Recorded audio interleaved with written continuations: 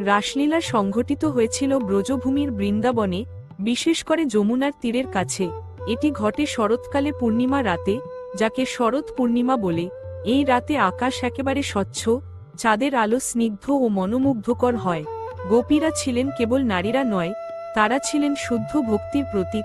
তারা সমাজ, সংসার, স্বামী, ছেলে মেয়ে সবকিছু ছেড়ে শুধুমাত্র কৃষ্ণের প্রেমে ছুটে আসেন।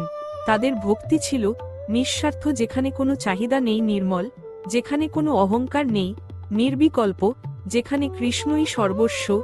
শ্রীকৃষ্ণের অসাধারণতা রাসলীলায় শ্রীকৃষ্ণ প্রতিটি গোপীর পাশে থাকেন, যেন তিনি শুধুমাত্র তার জন্যই আছেন। এখানে কৃষ্ণের অচিন্ত ভেদাভেদ শক্তি প্রকাশ পায়, অর্থাৎ ঈশ্বর সকলের মাঝে একসঙ্গে, আবার প্রত্যেকের হৃদয় একান্ত। ভাগবত পুরাণে বর্ণনা, শ্রীমদ্ভাগবতম 10ম স্কন্ধ, রাসলীলাকে এক মহাজ্ঞানের রূপে তুলে ধরে। এটি কেবল প্রেম নৃত্য নয়, বরং জীবাত্মা যখন পরমাত্মার প্রতি নিঃস্বার্থ প্রেমে আত্মসমর্পণ করে, তখন রাসলীলা ঘটে হৃদয়ের ভিতরে। রাধার বিশেষ স্থান। রাসলীলার কেন্দ্রবিন্দু হলেন রাধা।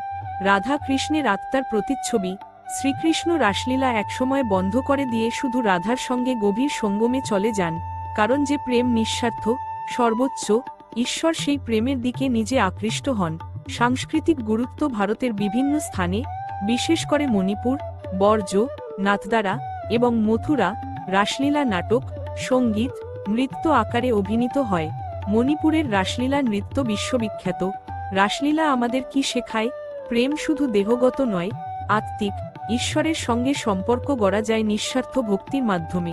সত্যিকারের প্রেমে ত্যাগ, শ্রদ্ধা ও আনন্দ থাকে। ঈশ্বর আমাদের মধ্যেই বিরাজ করেন, যদি আমরা তার দিকে এগিয়ে যাই।